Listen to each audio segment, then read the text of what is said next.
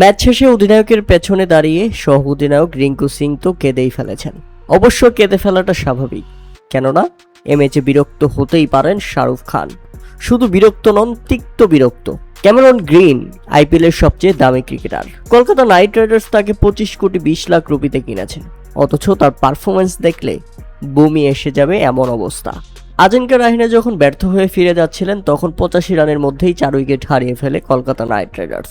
এমন সময় উইকেটে এসে কলকাতার ভরসার প্রতীক হয়ে দাঁড়ানোর কথা ছিল ক্যামেরন গ্রিনের, কেননা শুধু আইপিএল নয়, কলকাতার সবচেয়ে দামি ক্রিকেটার তিনি। অথচ তিনি কি করলেন? উইকেটে আসতে না আসতেই ওই বলটাতেই বোল্ট, একেবারে গোল্ডেন ডাক মেরে ফিরে গেলেন পেভিলিয়নে। তাতে হাত জোড় করে শাহরুখ খান মাপ চাইতেই পারেন যে প্লিজ আমি মাপ চাচ্ছি, আমার 25 কোটি টাকা ফেরত দাও।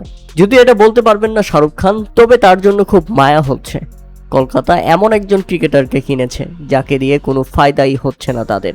মূলত কলকাতাকে একদম আন্ধা অর্থাৎ অন্ধ করে দিয়েছে নূর আহমেদ।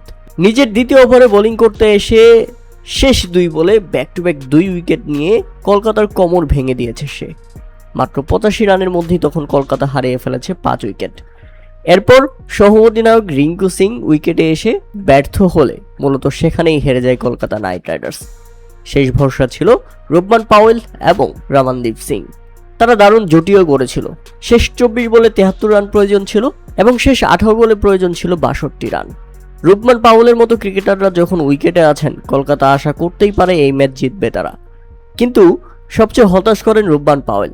কোনো বাউন্ডারি মারতে পারছেন না এই 2 ব্যাটসম্যান, রীতিমতো হতাশ করলেন। এবং রুবমান পাওয়েল এবং রমনদীপ সিং এর মতো ব্যাটসম্যান থাকার পরেও কলকাতা শেষ পর্যন্ত হেরে গেছে 32 রানের বড় ব্যবধানে। উল্লেখ্য, প্রথমে ব্যাটিং করতে নেমে নির্ধারিত 20 ওভারে 5 উইকেট হারিয়ে 192 রানের লড়ক সংগ্রহ দাঁড় করায় চেন্নাই সুপার কিংস।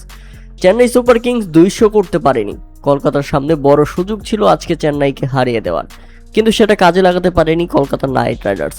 চেন্নাইয়ের হয়ে 32 বলে 48 রানের ইনিংস খেলেন সঞ্জু স্যামসন এবং 29 বলে 41 রান করেন বেবি এবি।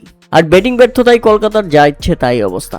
তাদের শুধু কলকাতার হতাশা ভরা মুখ ছাড়া এ ম্যাচে কিছুই দেখা যায়নি।